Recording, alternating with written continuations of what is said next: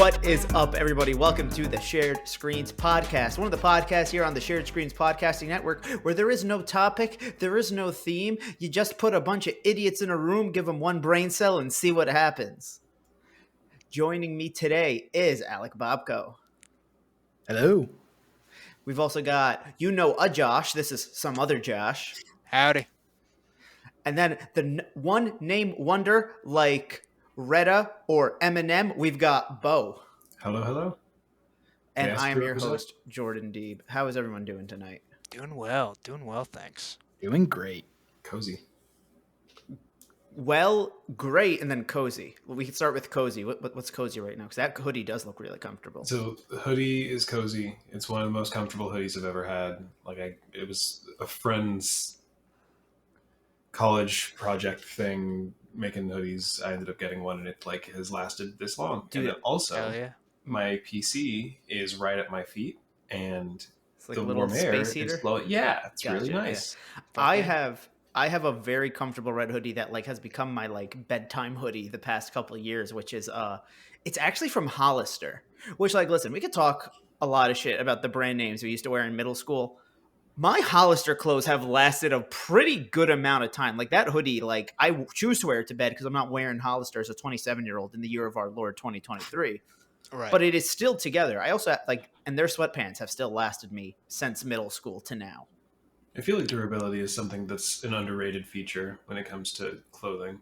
Especially when it's ones that fit just right for you, or they have that level of comfort. Because I also have a big red hoodie for the college where I got my master's, but that one just has a rougher feel to it. I can't wear it to go to bed the way I can this Hollister hoodie. Right. That's like a going out hoodie. You have your going out hoodies and you have your at home hoodies. Literally my Hollister hoodie, I don't even I'm not the type of person to go out in pajamas. I'm not above it, but I just will switch into sweats real quick if I'm running an errand. Right. My Marist hoodie, that's where I got my master's. That one is I'm running to the store to pick up some trash food or fill up gas, something like that. Exactly. But I've also went out wearing jeans and just studied for the day. But yeah, the Hollister one is I sweat in this. I wash it once a month, maybe. There's probably nacho cheese and cum stains on it. Exactly. You get something with a nice design to wear out every now and then. The more you wash it, if it's screen printed, it's gonna fade away. If you get it embroidered, it'll last. And then you get I don't know, just a dirt cheap Hanes hoodie or something from Old Navy, just something dirt cheap, and it just lasts. It just for some reason it just lasts. It's cozy. I love them. I live in them. On that note, I recently have been buying some Fruit of the Loom sweatpants. Let me tell you, they're $10 on Amazon, and they are the comfiest sweatpants I've ever worn. Exactly. Do not get Russell Athletics sweatpants. Literally the first time I ever wore them, they were fine, they were comfortable, but the pockets are so thin. Literally, they tore when I had my wallet in one pocket and my keys in another. Fair enough. Yeah, after just wearing them once. You don't go outside of Hanes or Fruit of the Loom. You're either one or the other. You're either a Hanes guy or you're a Fruit of the Loom boy, and it's nothing else. Is it bad that I don't know the brand of underwear? I kind of register I need new underwear. You just put them on. I mean, no, I just I pick them up, I feel them, and I'm okay, this feels right. Yeah, I definitely have an assortment because before vacations, I'm always buying new underwear before vacation. It's just the easiest way to do shit. Mm-hmm. And so I have I got Fruit of the Loom ones because they were the ones on Amazon that were going to come the next day before I went on my last trip. But I got an ad around the holidays. Savage Fenty, Rihanna's brand, was doing $7 silk men's boxers. I'm not even in a relationship. I got no one to show my underwear off to, but I fucking bought 3 pairs of silk boxers, you guys. That's a treat yourself. It's for you and no one else. It's for me and Jordan Jr. You. No, it's a separate entity. All 3 of them. Grafted onto you in 3rd grade. Hey, yo. Yeah, I've gotten some MeUndies, and let me tell you, the hype is real with those. They're so comfortable. Yeah. They are worth. It's one of those things that they are worth the price. Mm-hmm. American Eagle has comfy underwear. But that means you have to shop at American Eagle to get American Eagle underwear. That's kind of the problem. I don't hate American Eagle. Does American Eagle have a Canadian rebrand? Like, is there like a I don't know, Canadian maple leaf? I think that's like a sports team. No, we just like a lot from America. We just absorb your brain rot and we just put it in our malls, and it's just American Eagle branded, and we're like, okay, I'm like, this is weird, but I'm not. I mean, shop North there. America. Yeah, Oh, yeah. exactly. Yeah. North American Eagle. Yeah. But let me tell you, Um, I would fuck with like the maple beaver, or like the Canadian beaver. The maple you know, beaver something. sounds like it's either a Canadian superhero or a sex act, and I don't know which it is. Urban Dictionary will tell you one or the other. The Canadian beaver sounds like a diner. Where, you never leave without. But it wasn't the Canadian beaver. A little bit. But it wasn't Canadian. It's the maple beaver. It's beaver. either Well, still, Canadian the maple beaver sounds better. Maple beaver. The maple beaver sounds like 8 pancakes. Like how? Okay, wait, holy just, shit! like, There's a modify that thing. number a I little. googled maple beaver, and I'm getting videos from the Oregon Zoo where I guess they have one of their beavers referred to as maple beaver. There is Beaver Maple celebrates his 6th birthday on May 5th, 2022. Fuck yeah. We have Maple the Beaver goes for takeout. Fuck yeah. Beaver Maple celebrates birthday with sticks and otters. Damn. We now need to do an annual check-in on this beaver, Yeah. and yes. we'll come back to it every year, and then there will be one tragic year where we'll just We'll just find out that it's past. Yeah, Maple the beaver is gone. Here, I'm sending a video of Maple the Beaver. Or a Oh my picture. God. It's No, yeah, I'm curious. I don't even. Oh, Right. yeah. Well, okay. that's so adorable. oh, this dude's adorable. I'm watching a video. there are a lot of animals that I feel like are universally cute that I personally am I can't deal. Like I feel like once you're both like small enough to like move, I don't know, like Scurry around. the scurry types. So like there are the scurry types, and then there are the like fucking Giga Chad, I'm gonna run you down. Like anything that's head is bigger than me, I don't fuck with it. Anything that's head is way too small, I don't fuck with it. Mhm. In the middle, you're all right. That goes Fair for people too. Now I want to go to the Oregon Zoo. They have naked mole rats there. Oh, like Rufus. Yes. That's the only one I Rufus fuck and with, and Ron. no other. Yep. Yeah. They look a lot creepier in person. Naked mole rats. Yeah. Oh, yeah. Yeah. Like I've seen pictures. Yeah. Yeah. That's they why look- Rufus is the only one. they just look like a pink lizard whose skin shed but didn't peel off.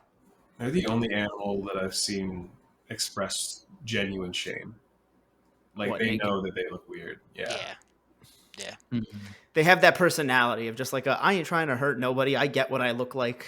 Yeah. Mhm. Like they don't have any kind of natural defense systems. They just look at the predator and go, "Come on! Like I'm already Oh yeah. come on." It's like someone put teeth on a ball sack. Oh no. Quite literally. That's very vivid, and I never. Now it's been a long time since I've even thought of a naked mole rat, and I don't want to think of one ever again for a long time. Yep. Well, Thanks, then don't Jordan. think. You're welcome. I mean, hey, just think of the one from Kim Possible, because that one you look at it and you go, "That's adorable." They can't look Absolutely. horrible in real life. But then they always do. They always do. Yeah, all right. Mhm. I saw a post on Twitter today from the account just called Good Reddit, where it shares just like really like funny but like not fucked up Reddit posts, and it was a guy who just took a picture of his axolotl. You guys know those animals? It's like what Yeah. Mutt Oh, Kip yeah. is based off of. And it's just like, hey, why is mine ugly? He was like, I've seen pictures of these guys for months and they look so cute, and mine came and it's ugly. There's always the small percentage of animals that. Those ones, they just look so unique that I'm into them, but I'm like, they're objectively kind of ugly. Yeah. We need to normalize just calling animals like. We need to admit that there are some freaky looking animals out there. And the thing is, I feel Yeah. like we have the ones we are allowed to say those about. Like, nobody cares if you say an anglerfish, it comes from the depths of hell. 100%. But then I see a crusty white dog and I say that thing's fucking ugly, and everyone's offended. I'm like, God fucking damn, dude. I'm just speaking the truth, man. Like, Yeah. we need to normalize just calling animals fucking ugly, dude. I think we just need to be able to call out when things are ugly in general, because like, I would say it needs to go past dogs, because hear me out for a minute. Babies. I Babies was are about to ugly. say. There are objectively ugly babies, and because they're still small, it's Okay. cute. Here's the I'm thing. not Here's going the to thing. say objectively ugly, but like, and I'm not going to. When they're I don't think small we and should ugly, do it's anything. cute. When they're small and ugly, it's cute that they're small and ugly. But there is part of you that goes, "You are going to be one rough person to look at when you hit like 5 years old." Not necessarily. I think there could be weird looking babies, but I Here- think like the fact that it's a baby, it's Bo, not. I would rather be called ugly any day of the week over weird. Here's the thing though, as someone who is chronically online and has that online brain rot, the Ice Age baby meme unlocked something in us, right? We all rallied against that baby. We all said we wanted to just fucking beat up that baby and just punt it and just destroy it, you know? And then the pandemic happened and we are all kind of locked in, and there was like a popular baby going around on TikTok where people were like on TikTok were Oh, like, was it "Hey, the giant one? the Yes. giant baby." People were like, Yes. "Hey, Oh yeah. this baby, fuck this child, dude." And I think it's all because, you know, first the Ice Age baby, now we're locked in. We just now, like, I feel like every couple of years we're like, "Hey, yo, new ugly baby drops. Let's Okay, all okay. just say we're gonna murder it." So Like, the Maybe big it's one- a weird evolutionary thing to like defend against overpopulation. It's like once we hit 8 billion, something in the human brain just goes, you know what, baby drug. fuck it. Yeah. In my opinion, I think what happened with the big baby was that objectively as a baby, cute. But then you saw what his size and proportion, everything around him, and you go, no. It's the first baby where you see it and your first question is, could it beat me up? And that's never happened with other It was babies. part of his, and I think part of how big it was just How made is a the lot of mom? people go, that's not that. Okay, fair. But I think it's also a lot of you go, well, that's not a 1-year-old, that's a 3-year-old. And I feel like, and I love kids. I'm so excited for my sister's engagement next month. Her future sister-in-laws are coming with their kids. I'm gonna be surrounded by babies. I'm gonna get an excuse to watch Pokemon. Fantastic.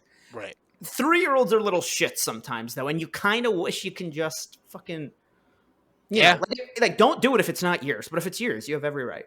No, that's not the official. I don't want to. You don't want to endorse that. You don't want to co-sign it, bro. I'm just saying, you know, when we're so removed from it, you know, and on the internet, you know what? Just say you want to drop kick a baby. You know, that big baby. Just say you want to drop. Here's the thing. I think it's that we Fictional. have to be so polite about babies all the time that we jump to violence. I think the real thing we all just, as a society, we need to agree on is, I'm going to steal a tweet I read years ago. It's like, we should just be allowed to call toddlers assholes to their faces. 100%. Yeah, I feel like that's the good middle ground. Because I feel like if we were able to express that anger rather than just play polite, we wouldn't have the like urge to just be like, I'm going to punt a baby. Yeah. like, and I feel like the people that yell at their kids over like dumb shit, like they're already yelling at their kids over dumb shit. So Right. like, if you can say, hey, don't be selfish, prick, like to your Yeah. 3-year-old daughter, like just. Look, you're crying in this supermarket right now. You're being a real fucker, dude. Like, I need you to just like stop, bro. Like, just can we hold it off till we get to the minivan, dude? Like, let's. That's gonna be Come me, on, like, bro. I'm just imagining like a dad like crouching down, like smiling, you know, like fixing his daughter's hair and being like, hey, can you fucking not right now? But, like with a smile on his face the whole time. You're a real douchebag right now. You're not passing the vibe check, bro. You need to reel it in, dude. Come on, bro. Josh, you keep calling the baby dude. Have you seen the video of that one dude being like, I've known my friend Tucker 13 years. This kid has known him what? 1 Yeah, year? yeah. Maybe? And he's like, why is that kid looking at me? And he like stands up ready to fight. Yeah, the brothers of fucking. It's not Silicon Valley, but something Valley. Like, yeah, I've seen that video. Absolutely. Like, It's so funny. yeah.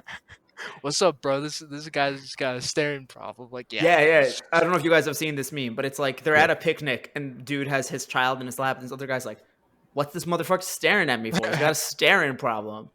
Like, Yeah. and then he tells the dad, he's like, yo, get your boy. Get your boy Xander, dude. Yeah, this Yeah, Bros Xander. of Simi Valley or Is something it the like that. same? Is it the same fake reality show where the bro I'm not having seriously not having a good time meme 100%. comes from? Okay. Absolutely. And which I love it so much. And like Jimmy Tatra, like shout out to just breaking through to like, you know, the mainstream and showing up in like 22 Jump Street, fucking Grown Ups too for some reason. I'm like, damn. Who's you know? this? He was just like a YouTuber, like a very popular YouTuber for like the longest time, and then just with sketch comedy and like was able to like get acting roles. He's the Okay. lead in American Vandal. He's Gotcha. like he's the kid they accuse of drawing all the dicks, which like, man, Netflix fuck you for canceling that show. Like that one hurts the deepest. The Real Bros of Simi Valley. Yeah. Yeah. Yeah, 100%. God, and he's on some show with Topher Grace now. Or, Home Economics. I'm looking at that. Yeah. I tried to watch the first episode. I'm not a fan of it, but I wish them all well. I see. I looked at the one just like I don't know how much the modern sitcom survives anymore. When it's like a cable 23-minute episode sitcom like that, and then it's like it was going to do this weird thing where it's going to talk about like siblings in the 3 different socioeconomic classes, and I'm like, this can't go. This isn't going to go well. Yeah. From what I've heard, other people say it's really good, but I just don't think it's going to be for me. Yeah. When it comes to like modern sitcoms for me, like the majority of them, I'm like, this isn't gonna appeal to me because it's like this isn't gonna last more than 2 seasons before like some studio exec pulls it. And the shows where like that's been the case, the biggest one has always been Brooklyn Nine-Nine. Like I remember when that first dropped, I was like, no way this gets more than 2 seasons, dude. Like this isn't gonna run. Why invest? And now it's like what 6 seasons and like It was 9. It ended up at 9 seasons. 9 seasons, dude. 9 seasons. Holy shit! I was like, yeah, no way this thing's. I think Brooklyn Nine-Nine was might be 9 8. seasons. It's like 8 or 9 seasons, yeah. God damn. It was long, yeah. Because it got canceled for a bit, then And think then it was NBC picked it brought back up, for yeah. a couple more seasons. Exactly, and it's always NBC Because like, it's always been Peacock. it was always an NBC show. It's that Fox had the distribution rights, but it was like produced by NBC. yeah. And so when Fox wanted to cancel it, and I think it was to make time for that Tim Allen show, or no, that Tim Allen show I think went from Disney to Fox. Yeah, Last Man Standing. And then so NBC, they're like, we already own the rights to Brooklyn Nine-Nine. Let's just put it on our network. And like, I think they wrapped up in 2 seasons. Yeah. Because I think it also, very good show. I think like one the of my second favorites. season it came back was also 2020 when all the like bigger conversations on police just kind of started happening. And so that's why Netflix was like, NBC was like, let's just wrap it up. Yeah. Well, that show had been going on for a long time. You're talking a 9-season show. That's basically time to start wrapping it up. Because I think, that was How I Met Your Mother was 9 seasons. I think Modern Family, I think that went on for like 10 plus seasons. Yeah. I God want to say. damn. Modern Family went on for so long that I would. It was Brooklyn Nine-Nine was a total of 8 seasons. Yeah. Okay. When we're past 5, I'm like, okay, that's like a bit of a trek to get through. Like this is now a commitment. This isn't just a simple binge, you know? It's closer to being One Piece than it's not. Yeah. I mean, I feel like the like American version of One Piece is just the soap operas like Days of Our Lives and Young and the Restless, like where they're like they've been on since the 60s and every day's a new episode, not even every week. And you're like, how the fuck is their story still here? How is it that like How are they still young? And how are they still restless, dude? Like, come on, bro. that? But also like what do you mean it's been going on for 60 years? Like, how is it the same characters? Is it just the next of the next of the next generation? Like, I don't know. I don't get soap operas. I don't get it either, but when you're cashing them checks and you're just invited back for like season 47, like, goddamn, like, oh yeah, secure the bag. from what like Leonard's told me before that, like, because I said once that there's also just something about soap operas that there's something about the way they design everything that makes it look so cheap. Which I get is the point. Like they are just literally just cheaply made and massively produced because it's a solid revenue flow for like actual primetime shit. Yeah. But she was like, yeah, but the people that have soap jobs literally just they work a day job where they film Monday through Friday. They don't film on the weekends. Damn. And they have these like normal ass hours. Yeah. Mm-hmm. Damn. Well, you think it's because they don't even air in prime time. They air at like noon during the day, like 1 o'clock. They are made, and I'm not saying that this is a right stereotype. I'm saying when you consider when these shows were invented, they were made for like the housewife. 100%. And that's like the only time I've ever seen them is like, okay, like I'm sick. I'm like, I gotta stay. Like when I was sick in like the 2nd or 3rd grade, like my mom would always be like, all right, like you're going to your grandparents' place. Like they gotta look after you for the day. And that's when I'd always see it. Would be like, I'm spending a weekday at the grandparents' place. I'm like, oh fuck, like we're watching Young and Restless now. Like, I'm just gonna take my PSP to a different room here. Like, I have no interest in this So now. when I would spend sick days at my grandma's growing up, my grandma and grandpa didn't have English cable. Like they only had Damn. Arabic channels. So they did have a VHS. And so there was this middle stage where like most of the movies they had I probably shouldn't have been watching. Not like in a super inappropriate way, but just like mildly inappropriate enough. Right. And so like when I was like 8 or 9, one time I was stuck just watching a cassette that was just reruns of Dragon Tales and Barney, which as a 9-year-old, I think I was able to stomach an hour of it because at least I understood the language to hold my attention. Right. Dragon Tales more than Barney. Like by 9, Barney was just like, no. Yeah. And then at one point I just went, I need like a movie. And that's how, and I don't think I've gotten a chance to go on this rant on our channel before, so I'm gonna give myself the opportunity now. That's how I fucked myself up as like a child and watched My Girl at 8 years old. Has anyone seen that fucking movie? No. Nope. Guys, this movie takes place in like 1991. It is a coming of age story about like I think she's supposed to be 11-year-old girl, and her best friend is played by Macaulay Culkin. Yeah. Okay. I think you told me about this movie before. Spoilers for the movie My Girl. So if you really don't want to get spoiled, hop off now. Click away later. Macaulay Culkin fucking dies at the end. And I don't mean like when I say it's a coming of age story, it does not transition through time. The thing takes place over a summer. This 8-year-old who is allergic to bees goes running after her and gets stung by bees and ends up and like you see his casket and her crying, being like, but my friend can't see without his glasses. But they were like, these glasses are expensive. We're not burying the fucker with them. I don't know. And the whole other point of the movie is that she has a very weird relationship with death because her mom passed away when she was young and her dad owns a funeral home, which like this still happens now, let alone in the 90s or forever or for however long her dad owned this. The funeral home was not a separate building. It was attached to her house. So she would like come downstairs and her dad would be like prepping a body for a showing. And so she has this very weird relationship with death because like the funeral, like the wakes happen just in her basement. Okay. I will give anybody $10 if they can guess who plays her father. I just saw it. Like I looked it up and I Gotcha. I already Josh. forgot. Oh no. Kevin Bacon. No. Dan Aykroyd. Oh my Oh gosh. God. And Dan Damn. Aykroyd dates a woman at one point in the movie who is played by, who wants another chance at $10? Marissa Tomei. Jamie Lee Curtis. What the fuck, dude? What is this movie? I've only ever seen the B clip, like whether it be like is some dumb Watch Dude. Mojo video or like on a TikTok. Yeah. No, like, there's that's it. and it's all about coming of age. So it's like her and Macaulay Culkin share their first kiss, but like they're 8-year-olds, so they like peck lips. That's it. They do like at one point they prick their hands and like shake them because like nobody knew about hepatitis back then, and so they would just do blood bonds.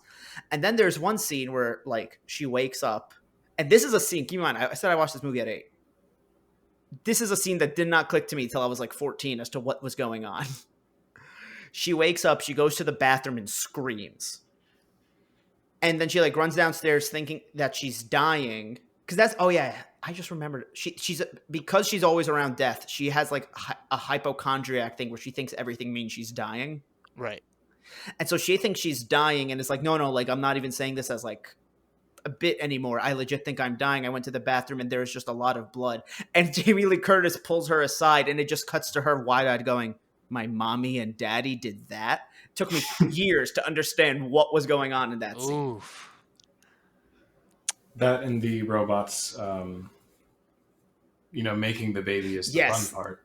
Yeah. Like I didn't watch that movie though. Like I all the marketing, I played with all the marketing because my cousins had a bunch of robots, toys, and like computer games. Same. They had the movie. I never sat down and watched that movie beginning to end. Robots that was movie. awesome. Yeah, that movie fucks. The tie-in PS2 game too. Like, oh my god, all the toys like that. I love that movie so much. Aunt Fanny. My God. that I've seen because I have a friend that posts about Aunt Fanny before. I miss movie tie-in games. I don't. I was gonna say the last one I had faith in was the Iron Man one on Xbox 360, and then I enjoyed the first few hours, and then there was one mission that, like, I don't know if I was just young and dumb or if the game was actually bugging out, but I could not progress past this one. And I'm watching YouTube tutorials, and they're like, "Yeah, just do this, and then do this, and then blow up this thing." And I'm like, "Cool." So I do this, and then I do this, and then why won't it blow up? Why won't it blow up? And then reset. And Gotcha. after that, I was just like, I give up. So here's my thing. And now I think that movie tie-in games started happening to the point that they had to be made so fast that they very, very quickly became really shitty. But I think before that, movie tie-in games were always like a 6 or a 7, and occasionally you'd get one that would crack being like an 8. And it was just a really good movie tie-in game. So that one's a 10. Let's be honest.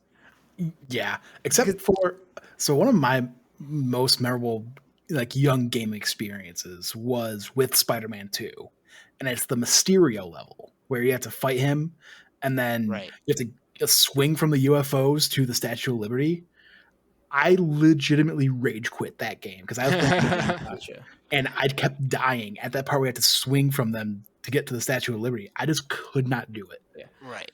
And I put the game down. I'm not kidding, for like a year plus. Went back to the game, got it within like the first 2 or 3 tries. And it was like, that's like right at the end of the game too. Like I played like another couple hours and it was done. I'm like, you kidding me? Yeah. I didn't get a PS2 right away. Like I had a PS1 for a while, so I didn't actually play the Tobey Maguire tie-in games other than when I was at my cousin's and they had them on their Xbox.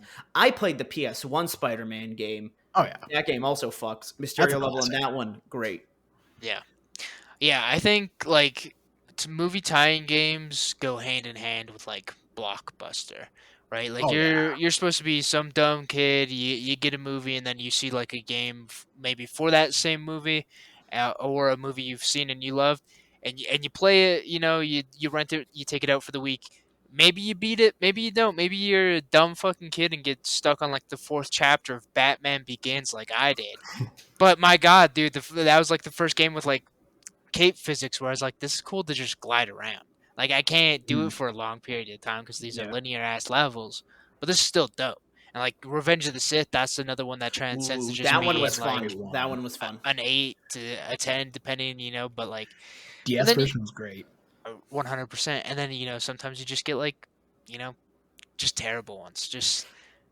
I will tell you the 2 movie tie-in games. No, the 3 movie tie-in games that stick out the most to me. Mm-hmm. 1, The Incredibles PS2 game, genuinely a very good game. If it's the same as that GameCube one, that was that one's the same. I didn't have the PS2, I had GameCube, so a lot of these like movie tie-in games, that's where I played. Gotcha. Right.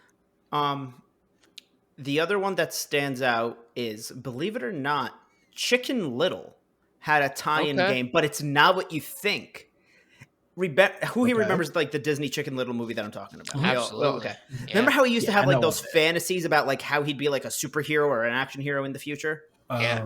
The game took place within that like fantasy of his, and it also had multiplayer, and like couch. My friend gets a character, I get a character, and we're suddenly just playing 3rd-person Halo with Chicken Little characters. Fuck yeah. It was fun. I'm not gonna lie, it was very fun. And I had a 3rd one, but I did forget. But I know everybody really liked as a whole. It was the first few that were the prime ones. Like the Harry Potter tie-in games, I know were like big ones that a lot of people had. Yeah. There's a person on 3, I think 4 and on. I think that's where it kind of got a little like cutter. There's a guy on YouTube. His name is Flandrew. It's Andrew with a FL in front of it. He did a thing where he talked about how like he did a video of these for every Harry Potter game, every Harry Potter movie tie-in game, and in those videos he talked about how there was also multiple versions of each of those for each. Yeah, because that era of gaming's always been so interesting to me. Where like it wasn't even necessarily moving tie-in games; it was just like games in general. Nicktoons Unite. That was like the first game I got on my PS2. It had a PS2. It came out on all the major consoles, but at the time it's like PS2, GameCube, Xbox are all similar. So those are all a version of the game. Of course, there's PC players. So who knows if that one went on PC because it's more for kids. Back then, I'm sure PC players were skewed adult. But if there was one, it would usually be a similar but slightly better version of the consoles. But then they also had to address all the handhelds that were out. PSP, DS, Game Boy, because there was periods where those things overlapped. Right. Or earlier in the 2000s where like the PS1 still had juice in it, and so the same game would come out on PS1 and PS2, but they were different versions of the game. Like this person talks about how like Harry Potter and the Chamber of Secrets is the one that we all think of, like it's a more Zelda inspired. It kind of has these dungeons thing, but then on the Game Boy Color, it was a Final Fantasy RPG. Huh. Interesting. Highly recommend you watch all 7 of them, because then he also goes into like how just the reactions after, like kind of like what you're saying, Alec, by like 4 on becomes very mixed. Yeah. I had like, the go for it. Sorcerer's Stone on PC, and man, I remember having so much fun with that one. Yeah. Although that was the part I remember, that was just because when you learn new spells, you would have to trace it with your mouse. And some of those later ones get very intricate, and as a kid, you don't have like the best dexterity control. Right. So it's like, and to unlock it, you have to be like dang near perfect. So in those later ones, and I just remember how frustrating those were. Because you're talking like a Windows 95, Windows 98 like mouse or whatever. Trackball mouse, yeah. Yeah. I was never a big Harry Potter fan. Like I waited until the last movie came out in theaters to bring back a Blockbuster. We rented all of the movies from Blockbuster, watched them all in one weekend, and then saw the last one in theaters. But and I think it was around that time. But there was like a mobile wand, like dueling game. Yes. Oh my god, I loved this in high school. Yeah. The spells or whatever. So that's like the one Harry Potter gaming memory I have. I'm trying to think, like maybe I played a Lego Harry Potter game. I played Lego Harry Potter on my iPod Touch. It was when it was just years 1 through 4. Loved it. And then for as big of a Harry Potter fan as I was, the games never spoke to me on a huge level, or like I ended up like just choosing to buy other games over them, because as a kid you're only limited in how many games you could get. And so like I remember renting the 4th one, wanting the 5th or 6th one and not getting it, and then I ended up getting, or I wanted the 5th one for the Wii because I figured they would use the motion controls to make it feel realistic. Right. And then I got the 7th one, part 1, for my PS3, and in the eras of them, it's like 1 through 3 are very Zelda based or Zelda inspired kind of dungeon things where they follow the plot enough, but also deviate enough for side stuff.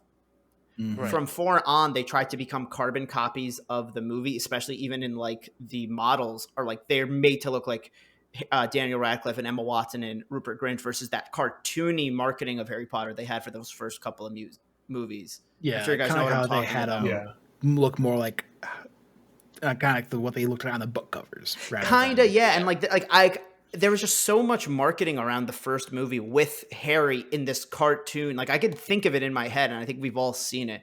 So the first 3 looks like that. 5, 6, and 7, or 5 and 6 were just a lot of, oh, well, we made a perfectly 3D open world version of Hogwarts, but we gave you nothing to do but fetch quests. 7 became third person shooter with like just instead of a weapon wheel, it was just the different spells you were using. I was a much more violent version of Harry than in the movies. Because in the movies, he's like, I'm just going to get your wand out of your hand. And then I'm using just the explosion spell, like as a grenade launcher. Yeah. Yeah, because by that point, like Gears and like Uncharted had popped off, and they're like, let's do that, but with Harry Potter, you know? Versus like, I love 5 and 6 on the PS3. Like those are my jams. And like I played 4 on the PSP, that one was great, and like 2 and 3 on the PS2, like those ones are all solid.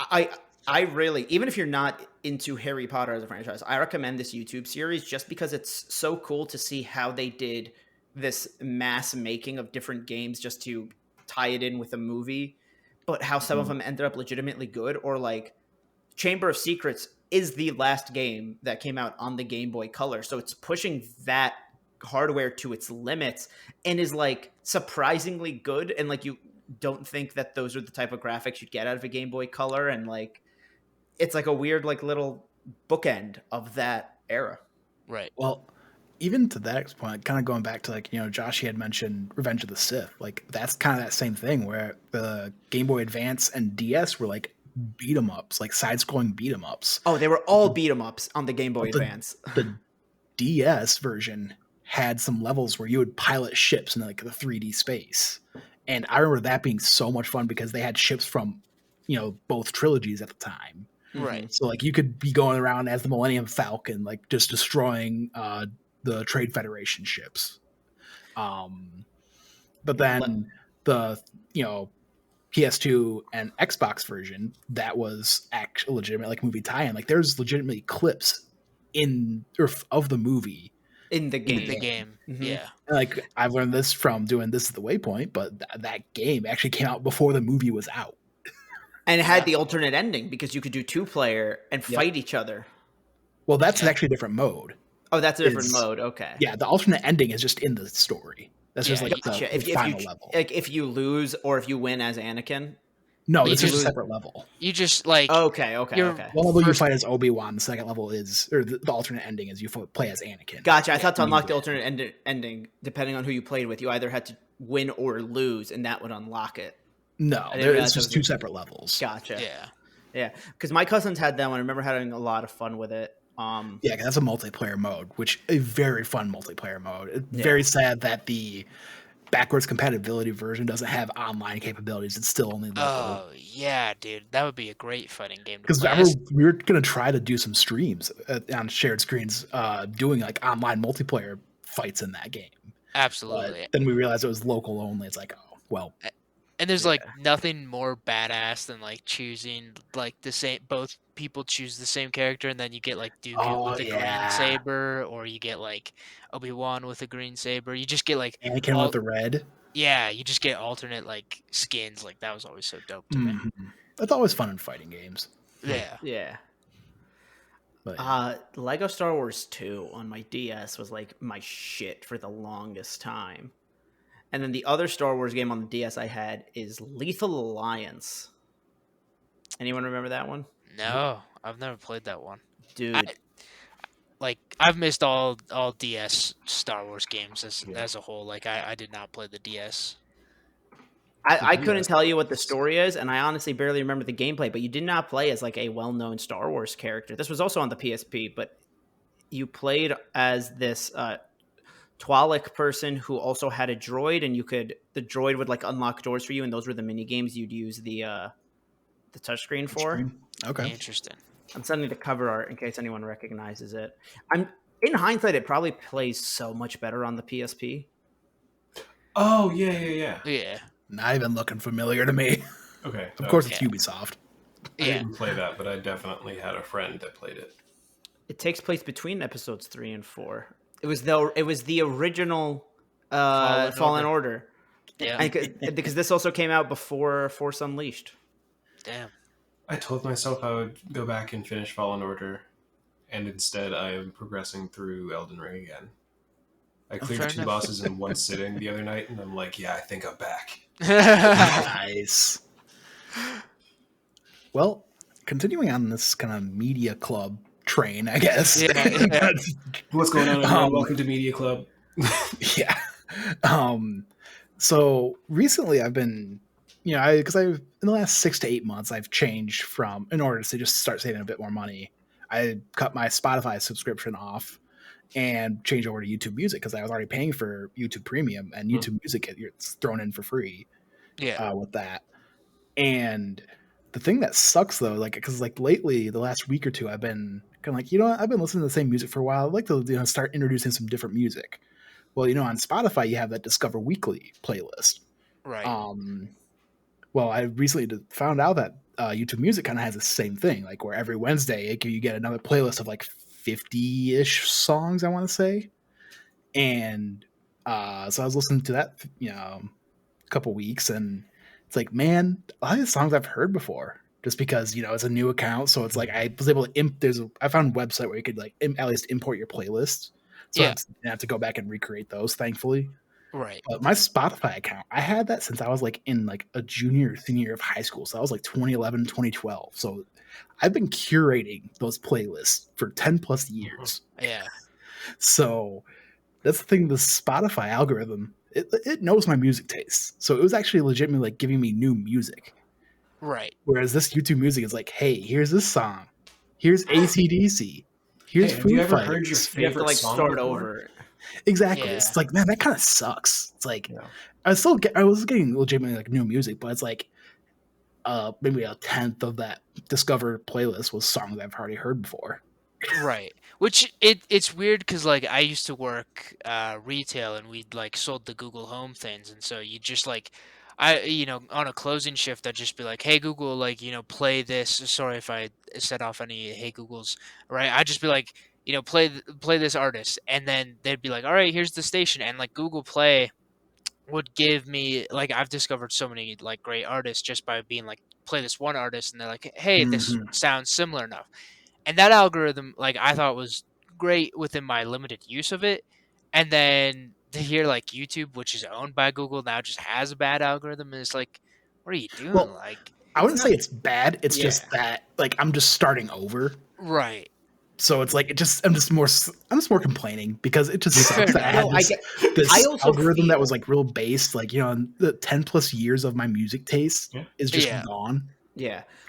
I also feel like if I was to get YouTube Music right now, my algorithm would be skewed because I would most of the time I'm only listening to music on YouTube that is stuff I don't have that for some reason is not on Spotify. So maybe it's like a cover that I really like that just isn't on Spotify, or a song that for some reason on Spotify doesn't have the rights anymore or is cut down in time. Mhm. Because I've noticed Spotify doesn't.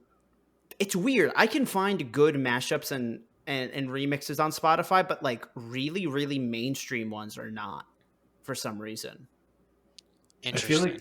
I feel like stuff can go under the radar because there's there have been times where an artist will release a song, or like a song will leak, and then they'll take it down for whatever reason, and then within a week, like not by the same name and it's not under the same artist, but Mhm. like a song will show up in my Discover Weekly that is just Pissy Pamper by Playboy Cardi, but it's not credited as that, and it's just people Right. re-uploading stuff and like riding that wave until they get So caught. like the one I have in mind is, and this is a song that was really big when it was because it was on TikTok. It's a song called "Red Lipstick" by the artist Speed Gang. If you guys don't know this, it samples the song "Snow" from Red Hot Chili Peppers.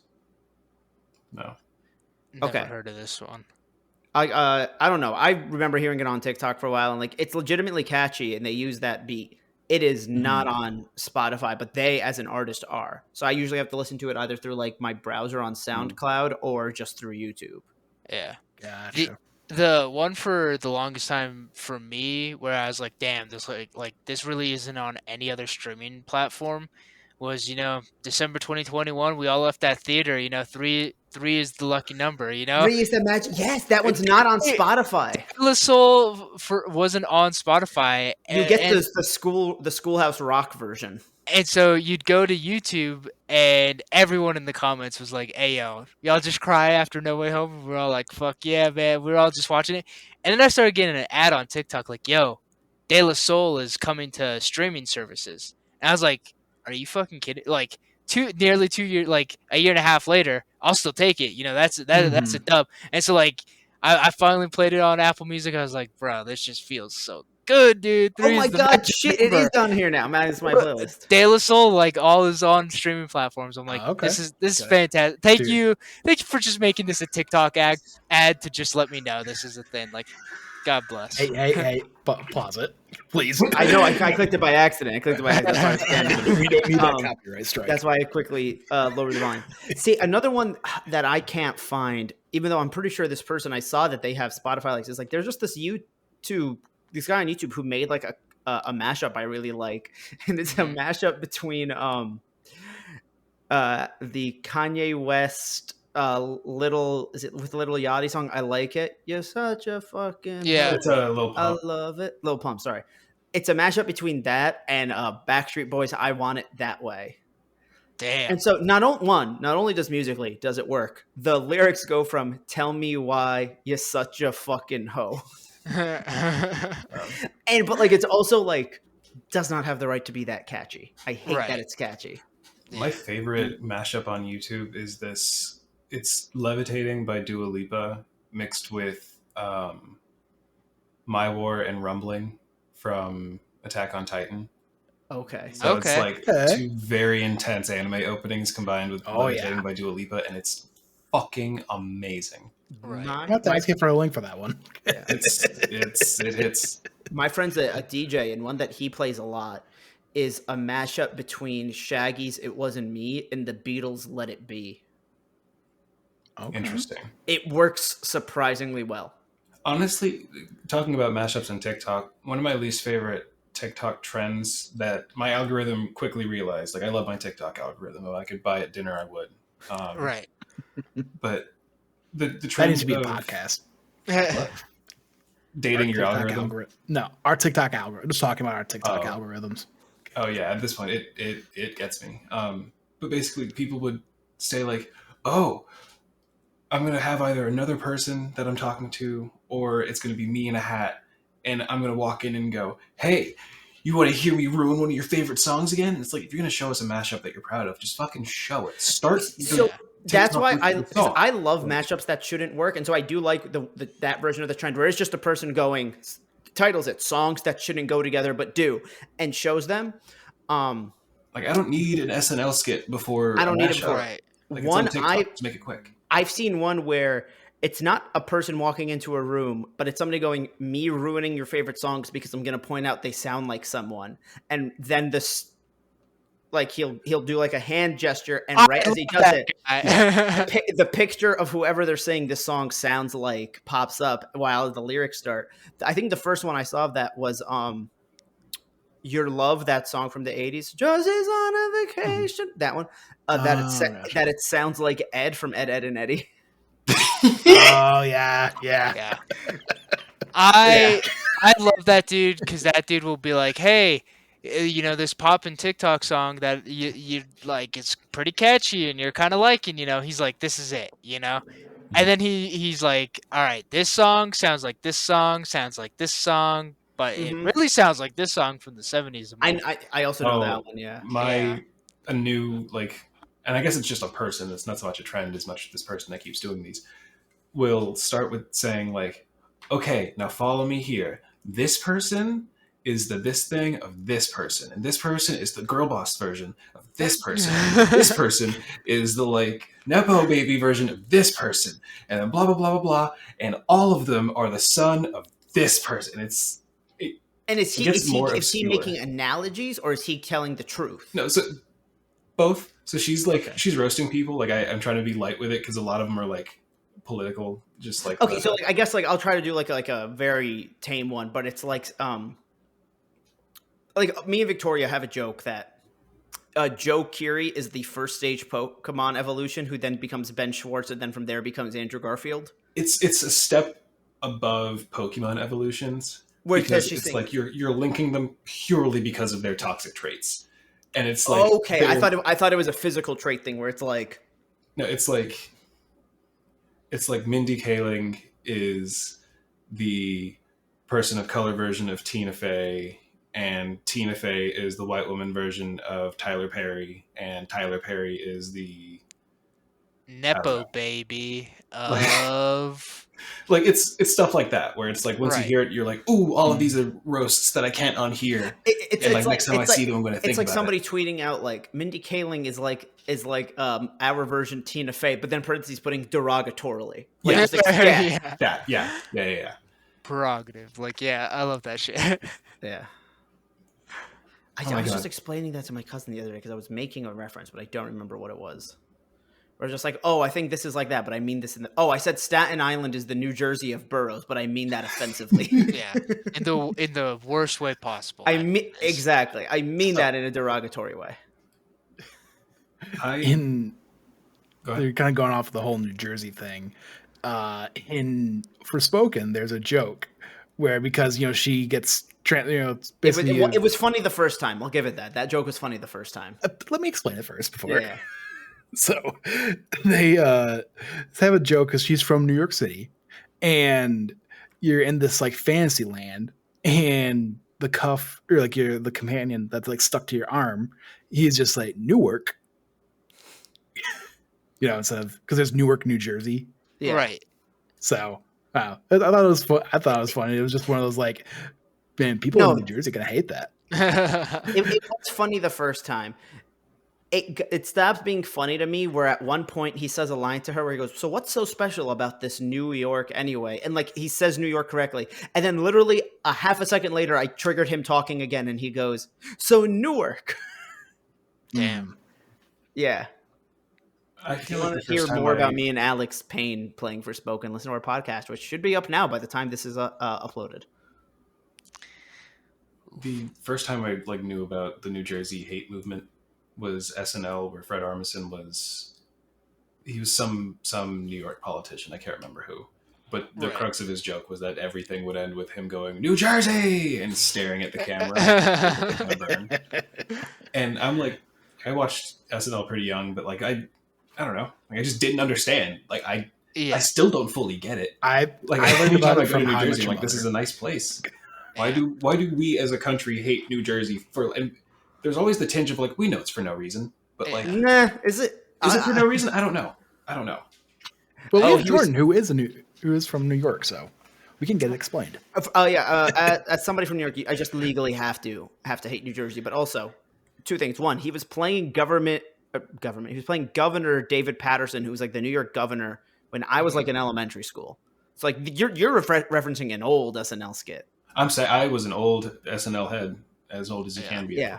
I don't know, man. New Jersey, just everything about it sucks. Because if you didn't know, I moved here and I hate it. Multiple reasons. One, I fear for my life anytime I'm behind the seat of my car because everybody here fucking horrible at driving. I stand by and that. The thing is, they think they're good at driving, but I'm going like. I also end up living kind of in roughly the middle of nowhere where like just to go to the bank, I have to drive like 20 minutes on a highway. Yeah. Okay. I will be going 20 above the speed limit in the fast lane and people are still tailing me, like riding my ass, like acting like I'm the moron for going this slow. Anytime I have to drive through New Jersey, that's the one thing that I can agree with you on in terms of like it being deserving. Like it's not just that it sucks. It is so bad that I'm reconsidering my defense of New Jersey as a whole. Like, I think we should give them more shit. Not only that is how they drive, let alone how their roads are designed. There's stuff here called jug handles. Mm-hmm. Okay. My hometown, and I assume this is how most places do it. Let's say this is a road. I understand this is going to be flipped for the camera, so I'm going to try my best to follow along. All right. This one is the far most left lane. You use it to make a left onto another road or go the other way on the road you were just on. Yep. New Jersey goes, no, we don't do that. We don't do left turns. To get into the left, you have to go all the way to the right, go on this side road that's a circle, which is why they call it a jug handle, and then go straight and then turn if you need. Oh, like in cars. You have to go one way to drift the other way. That sucks.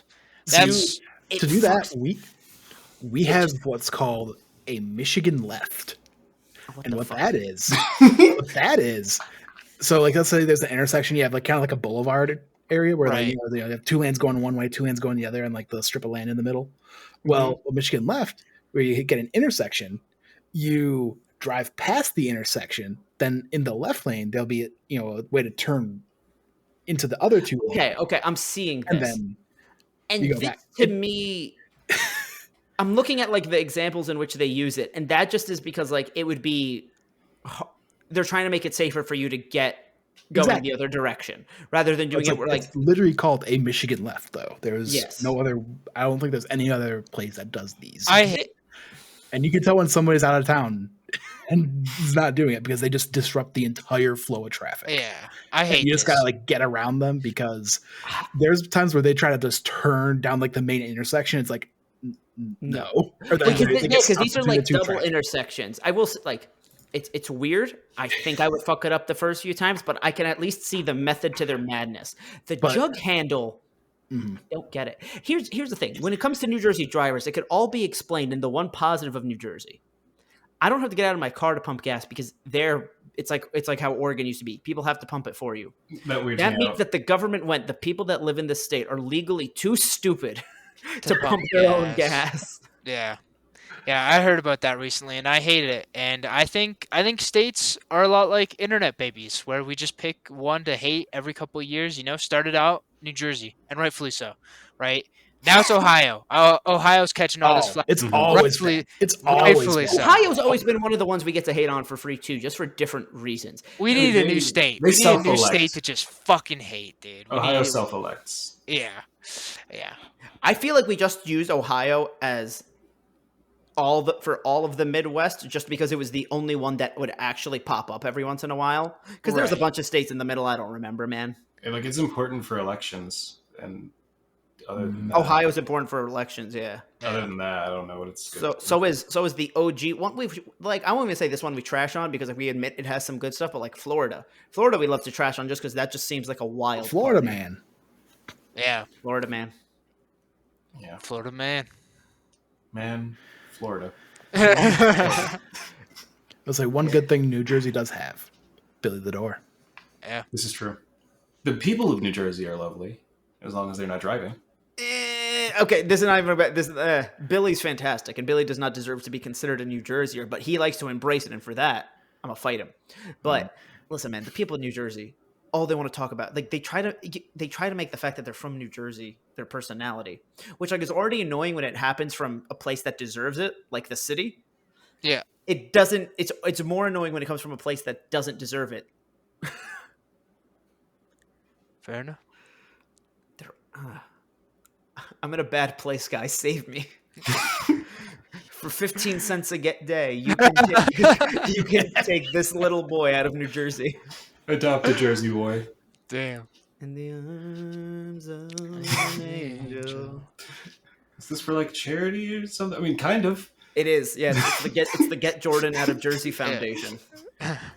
All right, everyone, we're gonna all Venmo New Jersey, just at New Jersey. We'll figure it out when it The gets thing is, I was Okay. about to say We should at make that Governor account. Christie, knowing he hasn't been the governor here for 4 years.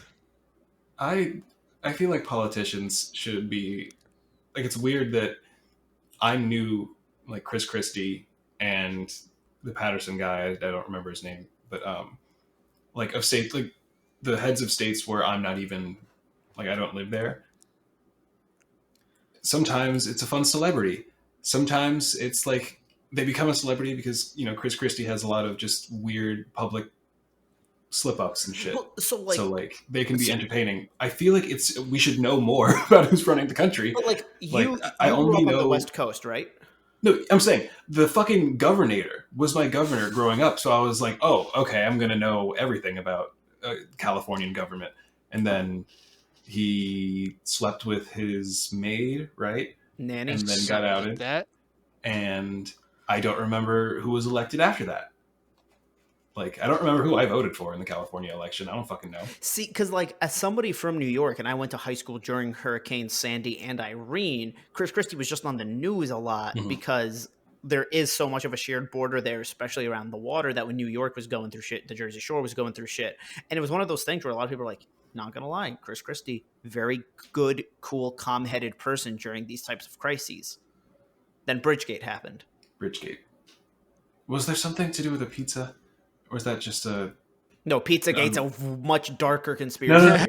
no, theory. no, not Pizzagate. I think I'm just pulling up a picture of Chris Christie eating a pizza in my head, and some person making fun of Chris Christie and using that picture. That seems realistic. Yeah. I guess in my head, I equated Chris Christie did something bad, and then that picture to just And the you're like, there pizza's was something evil. about the pizza that got him canceled. I mean, if he was eating like Chicago style. I like Chicago style pizza. I like most styles of pizza, and I feel like the debate is kind I've of. never had Chicago unproductive. deep dish. I feel like I would enjoy it It's as a meal. lasagna. I don't think I would enjoy it as I'd a say that as a pizza. good thing. Yeah. It's a different experience. Like it's just. Like you have like maybe 1.5 pieces, and you're done. Oh yeah, I grabbed some. I was in Chicago for work, and Like we all went to a Chicago pizza place, and the people behind the counter like tried to warn us. They were just like, "This is not a normal amount." There's a lot of pictures of Chris Christie with pizza. Now, a lot of these are photoshopped, but there's also a lot that aren't. There are a lot that are photoshopped, but there are a lot that aren't. The art. No, it's not. I don't need to see pictures. Now I also just want pizza. Same. Like, I'm not hungry, I had but I lunch just want today. the sensation of eating a pizza right now. Yeah. I have a frozen pizza in my freezer right now that I think I'm gonna save for Wednesday, because that's like a day where like I don't have as much time to cook.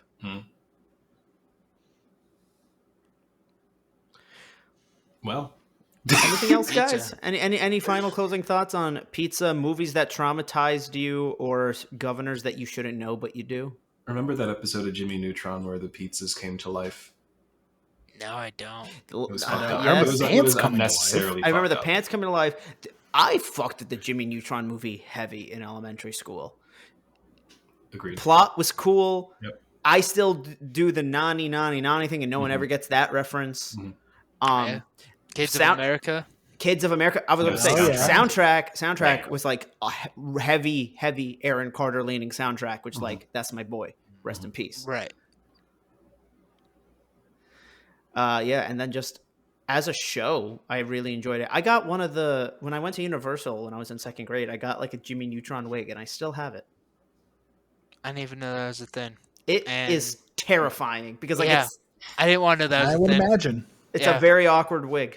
Just chase people in dark parking lots wearing it. But that's the thing. It also doesn't look anything like it doesn't look anything like hair. Like I thought it was supposed to be a Hershey Kiss costume when I was picking it up. Damn. Be the reason someone yells, "What the fuck is that?" And It would be a thing where like if I wore that with other stuff, you would just be like, "What is that shape?" Like it's like if you stood, like if you found a sketchy street light that's just going in and out, like it's flickering or whatever, and there's a bush, maybe you just hide in the bush for a little bit and start making weird cat noises, and then as soon as someone turns their head, you just like slowly emerge from the bush. with that silhouette, with that fucking up my silhouette. Yeah, Yep. I feel like that's how I get shot though. Yeah. Well, gotta That's learn. You're in Jersey. You're fine. Yeah. Typical day. Typical true day in the life of a typical Brexit geezer, you know? Like that's it. You motherfuckers! They're all Italians here. They all think they're from the fucking Sopranos. Ugh, all the more reason to hate them. Oh my god! All right. Oh my god! On that note, hopefully, if we get enough subscribers, we can afford Jesus. paying to get the bullet out of me, and I will risk, making up a weird silhouette. But until next time, guys, remember to like, comment, subscribe. We are Shared Screens. We're here to talk about dumb stuff like this, but also we do a lot of other stuff where we talk about reviews, and we're currently going through each episode of The Last of Us as well. So hit that like button, follow us on Twitter, follow all our personal Twitters, which are in the description down below, and we will see you next time. Bye.